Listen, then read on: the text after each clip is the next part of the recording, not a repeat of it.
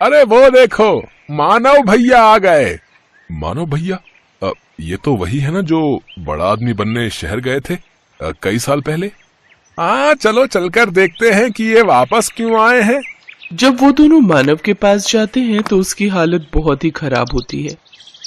अरे मानव भाई, तुम तो शहर बड़े आदमी बनने गए थे ना, फिर आपका ये हाल।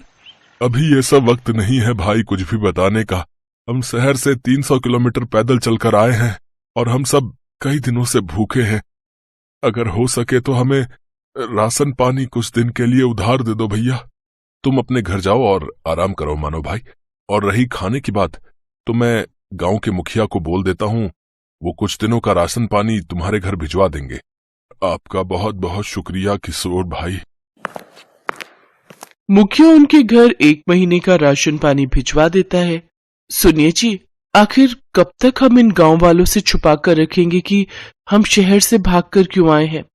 तो हम इन गांव वालों से क्या कहते कि शहर में रहकर हम पर इतना कर्जा हो गया और वो चुका न पाने की वजह से हम गांव वापस आए हैं। फिर तो ये हमें जो राशन पानी मिला है वो भी नहीं मिलता। ये तो आप ठीक कह रहे हैं जी।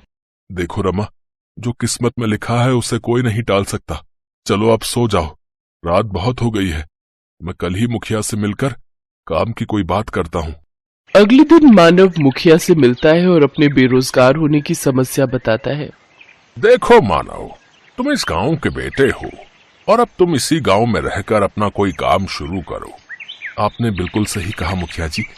वैसे मैं शहर में सारा दिन ऑटो रिक्शा चलाता था और शाम को रमा और मैं पानी पूरी का ठेला लगाते थे। तो मैं सोच रहा हूँ कि क्यों ना मैं इस गांव में भी पानी पूरी बनाकर बेचूं। हाँ हाँ, ये तो बहुत ही अच्छा ख्याल है। वैसे भी अपने गांव में एक भी पानी पूरी वाला नहीं है। अपना खेत गिरवी रखकर मानव और रमा ने पानीपुरी का ठेला खोल लिया। वो ठेला लगाकर बैठे थे, तभी वहां उसका बचपन का दोस्त विनोद आ गया, जो कि एक गांव से दूसरे गांव तक ऑटो चलाता था। अरे वाह, आज मेरा दोस्त नए काम की शुरुआत कर रहा है। लेकिन तेरे चेहरे पर इतनी उदासी क्यों है? क्या बताऊं यार, ठेला लगाए पूरे 2 घंटे हो गए लेकिन अभी भी एक भी बोनी नहीं हुई। अच्छा बता, कितने की प्लेट दे रहा है तू इन गोलगप्पों की? भैया 10 रुपए के 5 गोलगप्पे हैं बस। अच्छा भाभी, फिर तो मेरे लिए 1 प्लेट लगा दीजिए। मानव उसको गोलगप्पे बनाकर खिलाने लगा। उनको चखते ही विनोद ने कहा, अरे वाह, ये तो सचमुच किसी अमृत समान है। कुछ ही दिनों में उनका पानीपुरी का काम बहुत अच्छे से चलने लगता है। एक दिन मुखिया जी उसके ठेले पर आते हैं। मानव, मैं तुमसे एक बात कहना चाहता हूँ। जी कहिए मुखिया जी। मानव, तुम्हारी पानीपुरी आसपास के गांव में भी बहुत प्रसिद्ध है। मैं चाहता हूँ कि तुम ढेर सारी पानीपुरी बनाओ और गांव के और आसपास के गांव वालों को भी ये पानीपुरी खिलाओ और आने वाले चुनाव में मेरे नाम का प्रचार करो। क्यों नहीं मुखिया जी, आपने मेरी मदद उस वक्त की थी जब मैं खाली हाथ इस गांव से लौटा था, तो भला मैं आपको इनकार कैसे कर सकता हूँ। मैं आपकी मदद जरूर करूंगा। बहुत बहुत धन्यवाद मानव बेटा। अच्छा, अब मैं चलता हूँ। है आपने हाँ तो कर दीजिए, लेकिन अब हम इतनी सारी पानीपुरी बनाएंगे कैसे? हमारे पास सामान के लिए इतने पैसे कहाँ से आएंगे? अब हमें अपने गिरवी रखे खेत को बेचना होगा। ये आप कैसी बातें कर रहे हैं जी? अगर अच्छी कमाई हो गई तो फिर हम उस कमाई से नया खेत ले लेंगे। लेकिन मैंने मुखिया को जुबान दी है और अब मैं अपनी बात से पीछे नहीं हट सकता। और इस तरह मानव ने अपनी जमीन भी बेच दी। क्या बकवास कर रहे हो मानव? आखिर हमारे बीच पैसों की बात कहाँ हुई थी? मजाक मत कीजिए मुखिया जी, मैंने अपना खेत भी बेच दिया है। ऐसे तो मैं बर्बाद हो जाऊंगा। चुपचाप जाता है या धक्के मारकर निकालूं यहाँ से? दुखी होकर मानव घर पहुंचता है और रमा को सारी बात बताता है। अब तो हम लोग भूखे मर जाएंगे जी, जो बचा कुचा था वो भी हमने बेच दिया। मानव और मुखिया के झगड़े का पता सारे गांव में लग जाता है और अब कोई भी मानव के ठेले पर पानीपुरी खाने नहीं आता। एक रोज विनोद मानव के घर आता है और कहता है, मानो मैं कुछ दिनों के लिए किसी काम से शहर जा रहा हूँ, तब तक मैं अपना ये ऑटो रिक्शा यहीं छोड़कर जा रहा हूँ। है इस गांव में इकलौते तुम ही हो जो ऑटो चलाना जानते हो। जब तक मैं वापस नहीं आ जाता तुम इसे अपने ही पास रखो। अगर तुम्हें कोई परेशानी ना हो तो क्या मैं कुछ दिनों के लिए तुम्हारे इस ऑटो का इस्तेमाल कर सकता हूँ भैया? हाँ हाँ, क्यों नहीं। अरे ये भी कोई पूछने की बात है? इतना कहकर विनोद वहां से चला जाता है। सुनिए जी, मुखिया जी ने जो ढेर सारी पानीपुरी बनवाई थी, क्यों ना हम उन पानीपुरियों को ऑटो में ले जाकर आसपास के गांव में बेचें। मानव रमा के साथ मिलकर गांव-गांव घूमकर अपनी बनाई हुई पानीपुरी बेचने लगा। देखते ही देखते वो दोनों ऑटो रिक्शा पानीपुरी वाले नाम से फेमस हो गए। आज मैं बहुत खुश हूँ। हमेशा से कर्जे से भागते आया हूँ, लेकिन आज तो ऐसा लग रहा है मानो मैं दुनिया जीत चुका हूँ। कुछ दिन बाद विनोद एक नया ऑटो लेकर गांव पहुंचा। अरे वाह विनोद, नया ऑटो?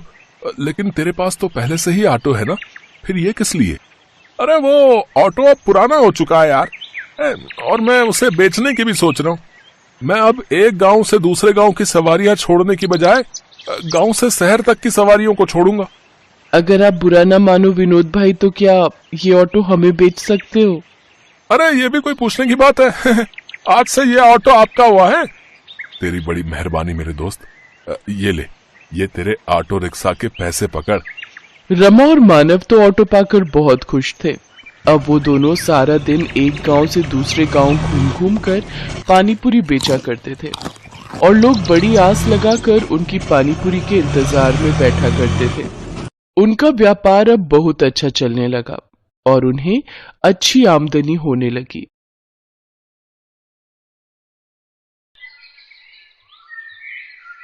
पाव भाजी आ गए रे भाई, बम्बई की मशहूर पाव भाजी अपने गांव आ गए भाई।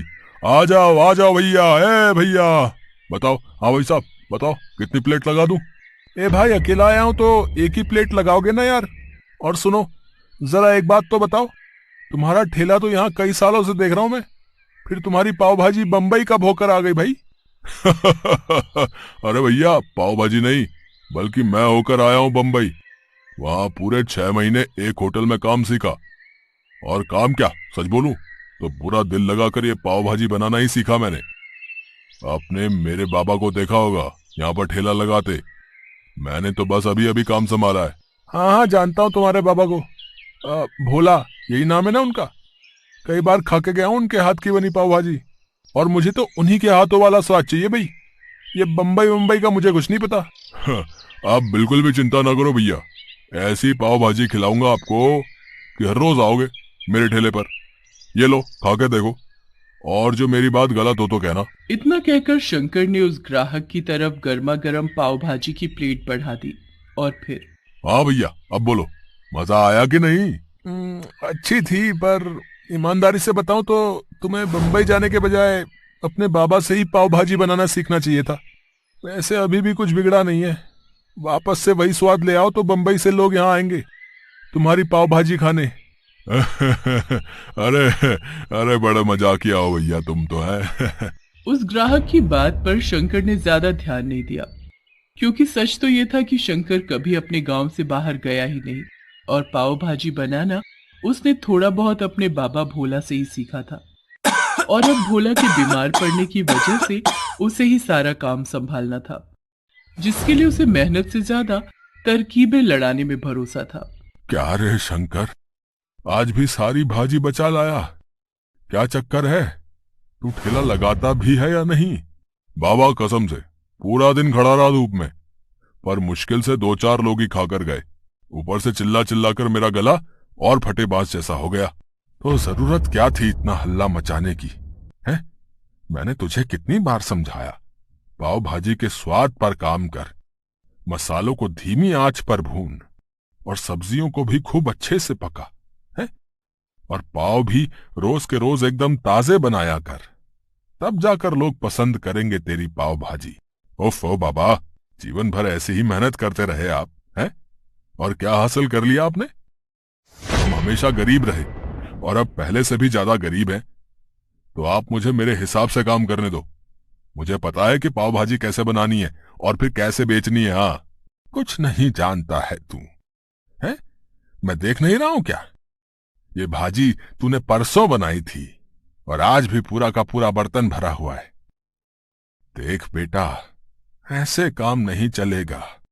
तू एक बार ठंडे दिमाग से मेरी बात सुन तो सही। मुझे कुछ नहीं सुनना है बाबा, मैंने सोच लिया है। मैं जा रहा हूं शहर, अब वहीं जाके अपनी पाव भाजी बेचूंगा।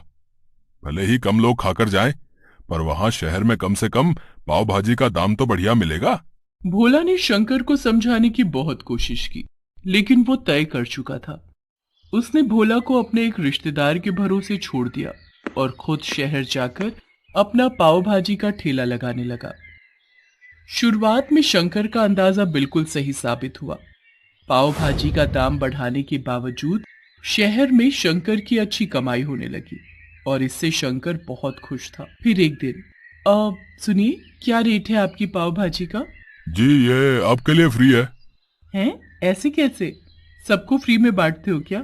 नहीं नहीं, सबके लिए फ्री नहीं है, बस आपके लिए ही फ्री है। अच्छा, और मुझ पर इतनी मेहरबानी किस लिए? मेहरबानी जैसी तो कोई बात नहीं है मैडम जी। वो क्या है कि मैं हर रोज आपको यहाँ आते हुए देखता हूँ और ये भी देखता हूँ कि आप कैसे उन सड़क किनारे बैठे गरीब बच्चों को मुफ्त में खाना खिलाती हैं। तो बस मैंने सोचा क्यों ना मैं भी आपके इस अच्छे काम का भागीदार बन जाऊं। पर आज मैं उन बच्चों के लिए नहीं बल्कि खुद के लिए पाव भाजी लेना चाहती हूँ। बहुत भूख लगी है, तो अब तो बताओ क्या रेट है पाव भाजी का? कोई बात नहीं मैडम जी, आपको पाव भाजी खिलाकर मुझे सच में बहुत खुशी होगी। आप पैसों की चिंता मत कीजिए, बस खाइए और बताइए कि पाव भाजी बनी कैसी है। उस लड़की का नाम राम्या था, जो देखने में जितनी सुंदर थी उतनी ही दयालु और व्यवहार कुशल भी थी। सच तो ये था कि पहली ही नजर में शंकर को राम्या बहुत पसंद आ गई थी। वो उसकी खूबसूरती का कायल हो चुका था। हालांकि वो खुद कभी राम्या से बात करने की हिम्मत नहीं जुटा पाया, लेकिन उस दिन जब राम्या खुद उसके ठेले पर आई तो शंकर ये मौका जाने कैसे देता। उसने राम्या के लिए पाव भाजी की प्लेट बिल्कुल अलग से तैयार की। स्वाद से लेकर पाव भाजी के रंग रूप तक उसने बहुत ध्यान दिया। साथ ही मक्खन डालने में भी बिल्कुल कंजूसी नहीं की। नतीजा, राम्या को उसकी पाव भाजी बहुत पसंद आई। मजा आ गया। पाव भाजी बहुत ही बढ़िया है सच में। बट देखो, तुम्हें इसके पैसे तो लेने ही होंगे। प्लीज ये पैसे रख लो। नहीं नहीं मैडम जी, पैसे तो मैं आपसे नहीं लूंगा। हाँ, पर एक मदद जरूर चाहिए थी आपसे। हाँ तो बताओ ना। मैडम जी, मैं अपने गांव से अभी अभी शहर आया हूँ काम जमाने। तो आप अगर अपने जानने वालों को मेरी पाव भाजी के बारे में बताएं तो बड़ी मदद हो जाएगी। हाँ हाँ, क्यों नहीं, मैं तुम्हारी मदद कर सकती हूँ। मैं आईटी कंपनी में जॉब करती हूँ और इसके अलावा एक संस्था के लिए भी काम करती हूँ, जो हर रोज कई सारे गरीब और अनाथ बच्चों के लिए खाने का इंतजाम करती है। मैं वहां तुम्हारी बात करवा सकती हूँ। तुम्हारी भी अच्छी कमाई हो जाएगी और इस बहाने बच्चे भी तुम्हारी पाव भाजी खाकर खूब खुश हो जाएंगे। शंकर को और क्या चाहिए था? अच्छी कमाई के साथ साथ उसे राम्या का साथ भी मिल रहा था। राम्या बहुत ही मिलनसार और दरिया दिल थी। वो बिना किसी स्वार्थ के शंकर की मदद कर रही थी, इस बात से अनजान कि शंकर के मन में उसके लिए क्या चल रहा था। क्या बात है, मैंने शहर आकर सच में बहुत ही अच्छा किया। राम्या मैडम की मदद से कितने सारे ऑर्डर मिल गए पाव भाजी के। अब तो सारा दिन धूप में ठेला लेकर खड़े रहने की भी जरूरत नहीं। ऐसे ही चलता रहा तो बहुत जल्द मेरे दिन बदल जाएंगे और फिर मैं मैडम जी से अपने दिल की बात कहूंगा। अब वैसे उनकी बातों से तो ऐसा ही लगता है कि वो भी मुझे पसंद करती हैं। हो सकता है मेरे बोलने से पहले वो ही अपने दिल की बात कह दे, हैं? शंकर इसी गलतफहमी के साथ राम्या से मिलता रहा और खूब पैसे भी कमाता रहा। वो जल्द से जल्द अमीर होना चाहता था ताकि राम्या से शादी की बात कर सके, लेकिन ये इतना आसान भी नहीं था। राम्या खुद अच्छा कमाती थी, इसके अलावा उसका परिवार भी काफी अमीर था। बातों ही बातों में शंकर ये सब जान चुका था, इसीलिए अब वो ज्यादा पैसे कमाने के लिए कुछ भी कर। राम्या सुनो, वो पाव भाजी वाला वेंडर, क्या नाम था उसका? हाँ, शंकर। उसे आगे से ऑर्डर मत देना। लेकिन क्यों सर, कोई प्रॉब्लम है क्या? अगर बजट का इशू है तो मैं कुछ। नहीं नहीं, प्रॉब्लम उसकी पाव भाजी में है, जिसे खाकर बच्चों को फूड पॉइजनिंग हो रही है। कई बच्चों की तो क्रिटिकल सिचुएशन है। लेकिन सर, ये सब किसी और वजह से भी तो हो सकता है। और मुझे नहीं लगता कि शंकर की पाव भाजी में कुछ प्रॉब्लम है, क्योंकि सर मैं खुद लगभग हर रोज उसकी पाव भाजी खाती हूँ। मैंने खुद उसके पास से आई पाव भाजी का सैंपल टेस्ट किया है राम्या, और ये बिल्कुल सच है कि उसकी पाव भाजी खाने के लायक तो बिल्कुल नहीं है। राम्या को यह सब जानकर झटका लगा। उसके लिए इस बात पर भरोसा कर पाना मुश्किल था, क्योंकि शंकर राम्या के लिए हमेशा अलग से पाव भाजी बनाता था, जिसमें वो हमेशा ताजी सब्जियां, ताजे पाव और सब कुछ बड़ी सफाई से डालता था। लेकिन उसके अलावा शंकर ने बाकी की पाव भाजी की क्वालिटी हद से ज्यादा गिरा दी थी। वो बाजार उठने के बाद वहां फेंकी गई बेकार और सड़ी गली सब्जियां उठाकर ले आता और उन्हीं से भाजी बनाकर तैयार कर देता। इसके अलावा मसालों और पाव के मामले में भी हालत ऐसी ही थी, और ये सब करके वो पाव भाजी की लागत को कम कर रहा था, फिर चाहे नतीजा कुछ भी हो। शंकर को लगा कि सड़क किनारे रहने वाले गरीब बच्चे कभी उसकी पाव भाजी को लेकर किसी से भी शिकायत नहीं करेंगे। लेकिन अब सच राम्या के सामने था, जिसे जांचने के लिए राम्या ने खुद शंकर के पास से गरीब बच्चों के लिए आई हुई पाव भाजी खाकर देखी। और फिर साहब, वो अपनी राम्या मैडम कहाँ है? कई दिन हो गए वो दिखी नहीं। और पाव भाजी का ऑर्डर भी नहीं आया आपकी तरफ से। पाव भाजी का ऑर्डर? बेटा, तेरे पास तो पुलिस आएगी। कंप्लेन कर दी है मैंने तेरे खिलाफ।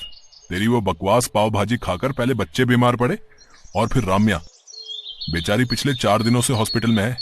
क्या? नहीं नहीं, ऐसा नहीं होना चाहिए सर। आप मुझे शौक से जेल भेज देना, लेकिन उससे पहले मुझे एक बार मैडम जी से मिलवा दीजिए। आपका बड़ा एहसान होगा मुझ पर। मैं एक बार उनसे माफी मांगना चाहता हूँ और ये तसल्ली भी करना चाहता हूँ कि वो ठीक है।